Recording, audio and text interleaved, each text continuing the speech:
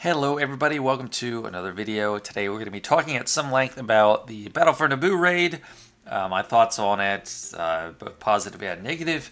It's on everyone's mind, obviously. Every guild, not every guild, but most guilds have to deal with it one way or another. Even if you don't want to run this raid, and you were doing the speeder bike raid before, and you want to keep doing that, you're going to lose your tier 3 currency, so everyone has to deal with it in one way or another.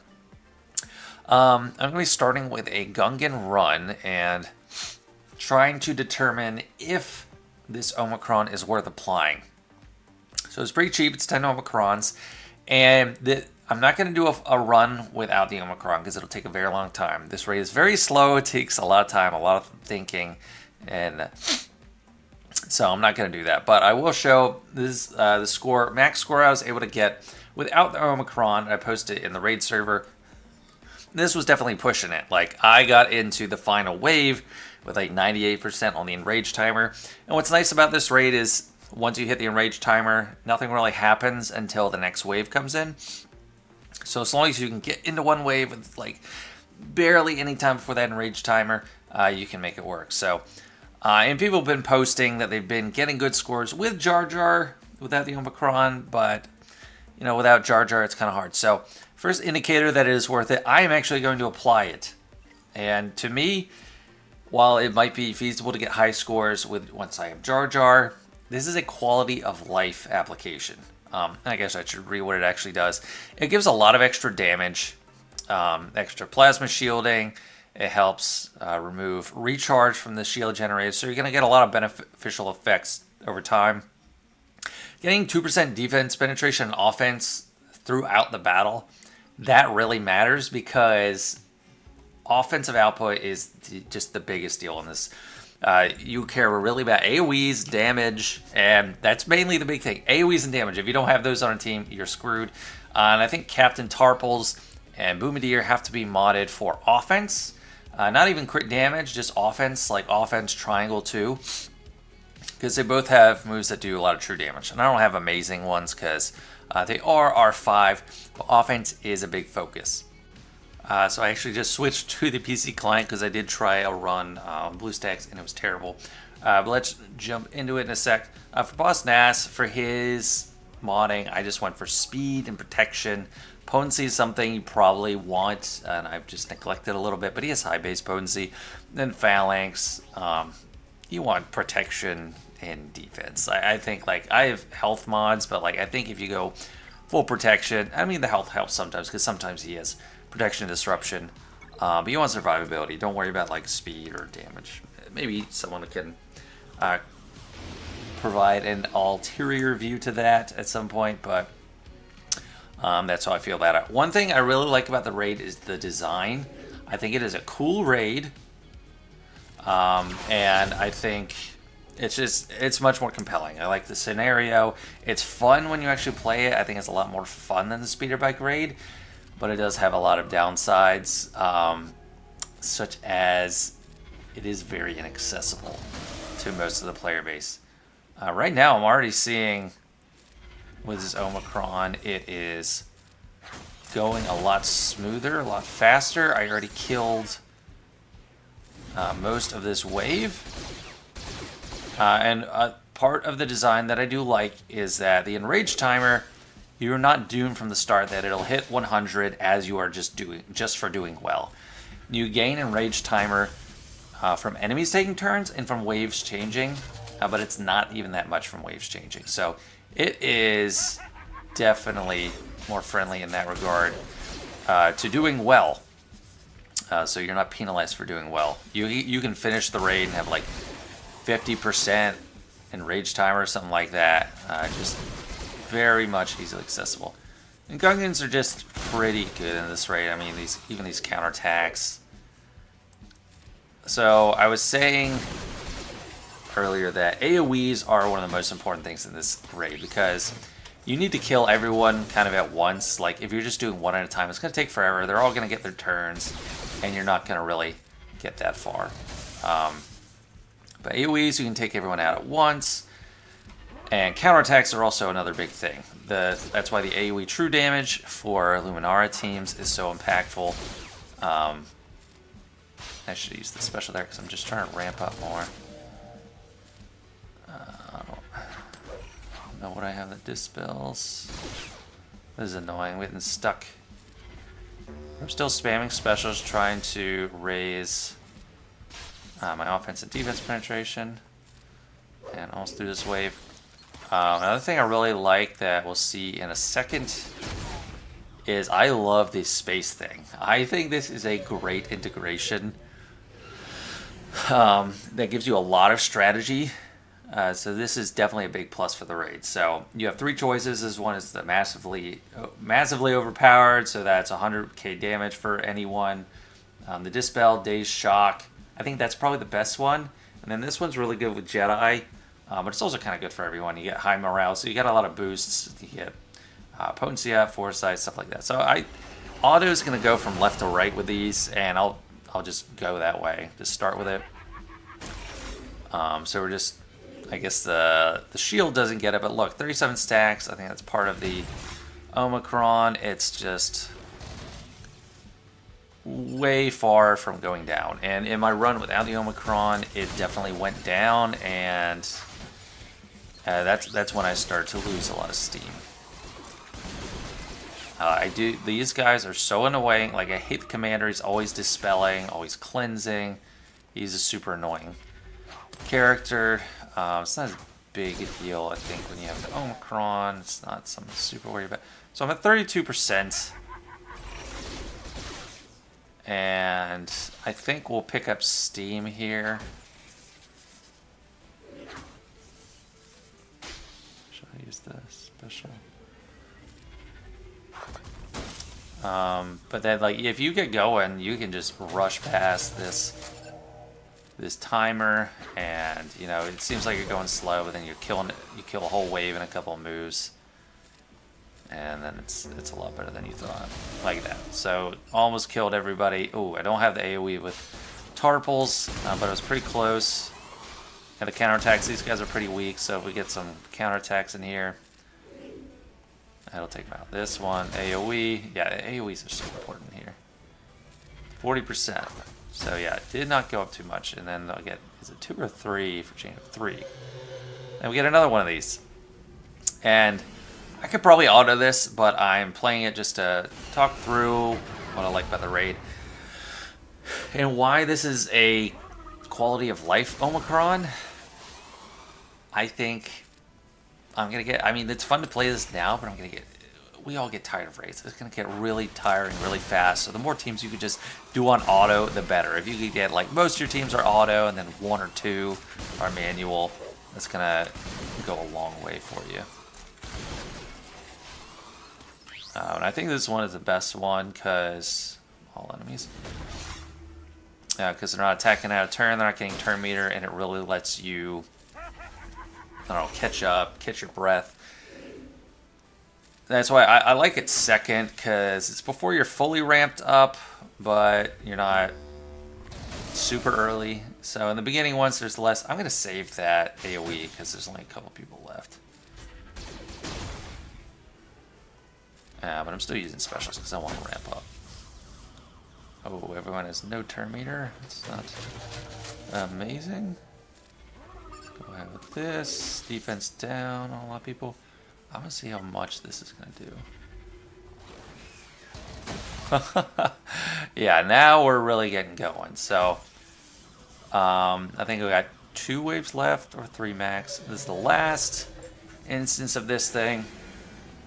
Yeah, but at this point, it could have been an easily autoed battle.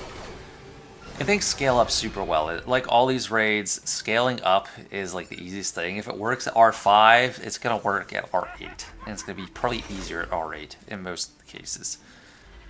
Not universal, of course. I can't guarantee that, but that just seems to be how it works. Separatists are way better at higher tiers. Gungans, I think, are just going to be, I don't know, the favorite child. So they're not something you gotta worry about. See, 65%. I'm not too worried. I'm not taking too much damage. I still got a pretty healthy shield generator. And they got a ton of turns in a row, which was annoying. But they're all weak, so. Very good. I got like 30% of the enrage timer to go before I hit it, and this is just night and day compared to my previous run. Like, if I don't have the Omicron, I have to mainly do this every time and painstakingly pay attention. But I think this is going to be just a huge quality of life boost. Droikas are probably public enemy number 1. Well, number 2. Stab, I think, is public enemy number 1. Because if you're attacking at a turn, which that provoked is a killer for you. Less so on this team, but more on other teams. Because this team has less max health.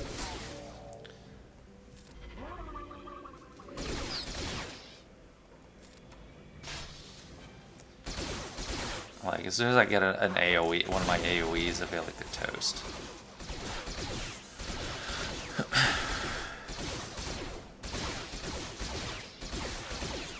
Gosh, they like take so long to do everything. Just shoot, shoot, shoot. And a lot of them are bonus attacks. Like, see, the enrage timer hasn't even gone up much. Because they're just assisting.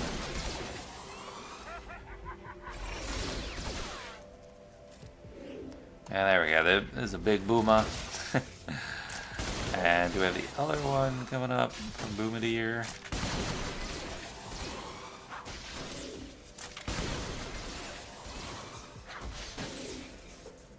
So yeah, that's gonna be at 71%. It didn't seem to move. I don't know if it was just stuck, but they were taking some turns.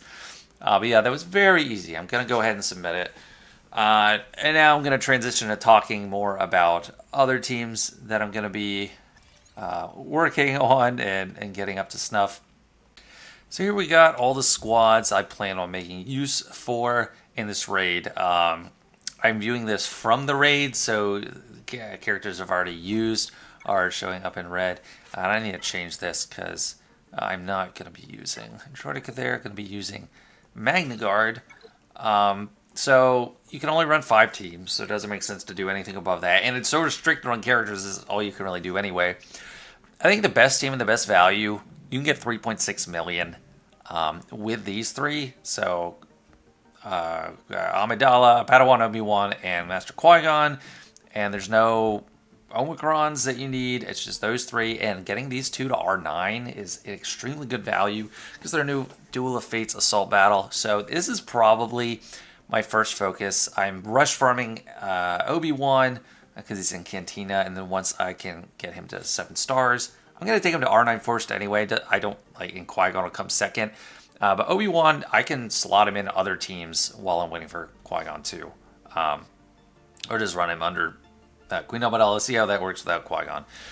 So R9, that's going to be 3.6 million. That's probably the easiest call, and it's only 3 of them. You can get it done with 3. It's not a full team. Gungans, I'll probably stop at R8. I don't want to R9 everyone. That's just kind of crazy. And I'll do it incrementally, like take them all to R7, one at a time, starting with Tarpals and Boomadier, because they're the damage output. And Jar Jar, once I have him, but it's going to be a month before that. And then the easiest team is the one I already made a video on, Luminara. And I love this so much. This is going to be probably the easiest team to use. I mean, it's auto, it's pretty fast. You might have to restart once or twice or something. But you just hit auto, leave, come back, and see what it is. The reason I like Cam here so much, and I hate trying to make him work on Keller and Beck, the Keller and Beck team it's just not good. And this is one of the biggest disappointments for me about the raid, because when I was looking at the allowed units, I thought, oh, this is a safe team. He's a newer character, but he's a great team, and they're going to be good. And a lot of people have good Jedi, and it's just not going to be a worry. And I was kind of scoffing at the idea of using Luminara. But Keller and Beck, his team is just terrible in this. I mean, it's not he's obviously the best in TW, but the reason he is not that viable is because you can't use Anakin. This raid is all about AoEs. Anakin is an enormous part of the damage output on a Keller and Beck team or a Qui-Gon Jinn team, whatever you are choosing to use, and you can't use him. And it makes sense because, Anakin wasn't a Jedi Knight at the time of the Naboo raid, but not everything is completely lore accurate here. B2 wasn't in the Phantom Menace. He wasn't there. And Keller and Beck wasn't there either. I mean, you could say he was alive at the time. He just wasn't really a character. But I mean, this actor played Jar Jar Binks, so like, were they both acting were they both there at the same time? I don't know. I think it's doubtful. So if we could just get a little bit outside of lore for them, we could get a little bit of outside of lore for Anakin, because Anakin was there. He just wasn't a Jedi Knight. That would make this team a lot better, because AoE's very important. The rest of the Jedi, even Cam, he's high damage, but he's single target damage, which does not go far. Put him under Luminara, and he is an AoE damage dealer, and his massive damage output does wonders. He is, like, for endgame players, definitely put him on Luminara. I don't see a way to make this work without wanting to bang your head against the wall. Even if people can get it to work a little bit higher, that's going to be just miserable. Shakti is great with his speed, constant offense up, and the Dispel. Kid Fisto has to be there. Plo Koon, that's you could cycle that out. I plan on using him there and then trying to make something work with these guys, like giving base. I don't know. This will just be a couple 100,000 for me. But then the Separatists are another highlight. I got a perfect run, 1.2 million with these guys. R7, Maul, and Sidious, but they work a lot better higher tiers. They get extra bonuses, and I'll look at those in a sec. But the thought process is B2's lead, even though he has no leader ability, because Maul and Sidious assist whenever the leader uses a special ability, and B2's always doing that. Magna Guard keeps him alive. Stap does some great stuff like Provoked and with the Overcharge. So this team already seems pretty set. You want damage on Maul, and I wasn't having much success. I get... Jeez, these are good mods. 150 speed. I really donated a lot of good mods to him. And crit damage. For Sidious, I used crit damage just because I didn't have many viable offense mods that I could spare. And I didn't roll out the red carpet for him. But yeah, he's really good. So those are the damage output. They're assisting a lot, and that's how you get it done. So I got 1.2 with them, and them. And then I combined a bunch of these to get like a really low score. It wasn't good. So yeah, that's the plan. I have no idea what to do with these Jedi. Like, it's really disappointing how bad they are. But this is my plan for squads. This is what I have left. This is what I have left that I didn't use. And Droica's fine. He actually does get a bit of damage, but it's just not enough to make a huge impact. So what's happened? I guess I can look. No, not there. As we go up here. So what Separatists are gaining, once you hit R7, whenever they take damage, they gain defense and then do extra damage based on max health. So that would actually help a lot. Like, there are times when you're just barely not killing people in that run, and that's really helpful. The big thing is R8. Separatists decrease the enrage timer by 1% and plus 50% offensive potency. So that's extremely easy at R8 if you do want to bring them to that. I probably won't, although if I get everyone else fast enough, I could consider it. Then R9, you're getting those big bonuses for Galactic Republic. That's really nice. That's what makes Queen Amidala so viable, R9. And then Separatists get more too. Separatists are easy at R9. I think Gungans probably work. I'm not entirely sure.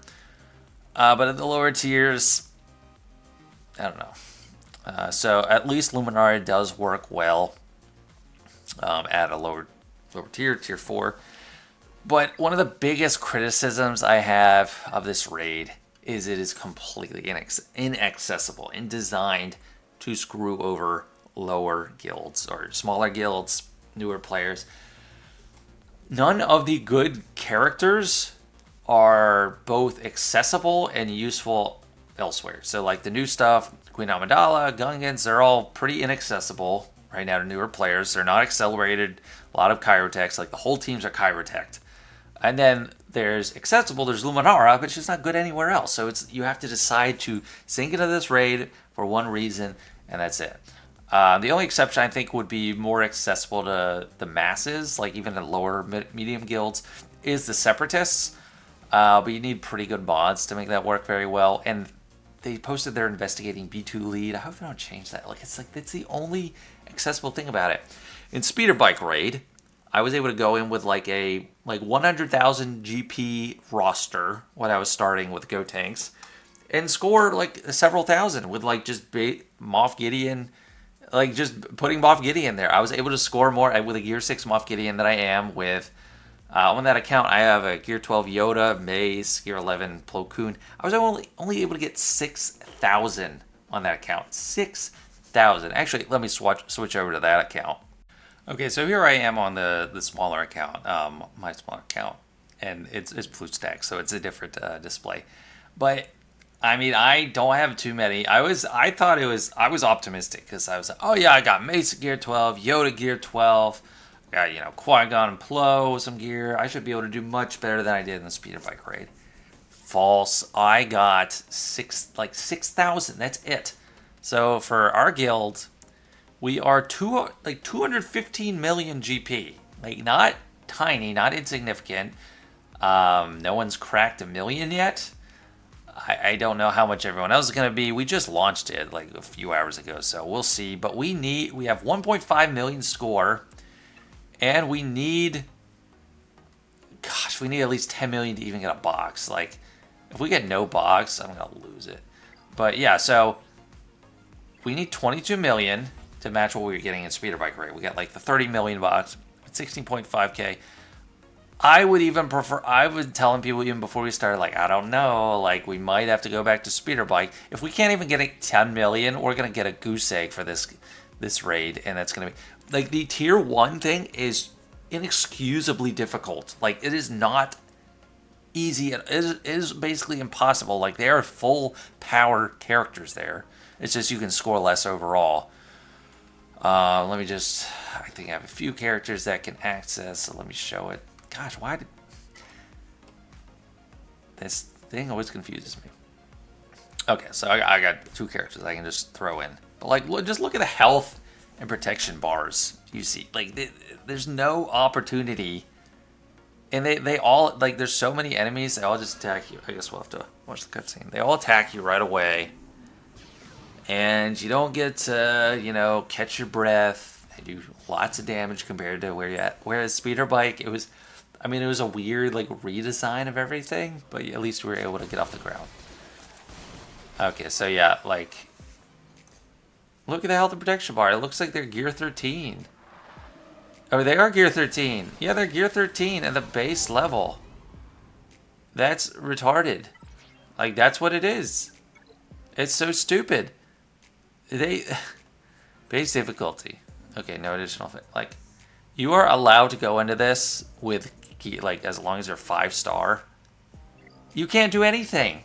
Like, it's impossible. So this is completely freezing out newer players, and that is the absolute worst part of it. It's very ugly, and I hope CG doesn't make good. If, like, there's gonna be a lot of guilds that aren't even getting this 10 million box. They went and think, oh yeah, we got 30, 50 million on speeder bike raid, and we can't even get rewards in this one. It's crazy. And even when we do get this one, that sucks. Like, that is so much less. I hope we get 14.5 at least. But, like, it's so bad. You lose 4,000 of these. And then if I just go back to speeder bike, you'll be able to get those easily. You lose the tier 3 currency, but you can get the other stuff. You might get, I don't know if you get more. Yeah, you get a little bit more tier 1 than you did before. You get like 500 more. The further up you go, you start to get like a little bit more tier 2, but not much. But gosh, if we just don't even get this much, that's gonna be a huge bummer. But for my main account, I like it. It's not designed for newer players, lower guilds, and that is a huge problem. And I hope that I want that to be addressed. I want them to change the difficulty on this. They should not be Gear 13 characters. Make them like Gear 10, because like there's like maybe it was just an older raids, but they like had a recommendation like, oh, tier 1 we recommend Gear 10. For this we recommend. They're all Gear 13. It's just ridiculous. So we need this tuned down ASAP at the lower levels. So that's my thoughts on the whole thing. Thanks so much for watching. Hope some good comes out of this, but right now not looking great for those little accounts. All right, see you guys.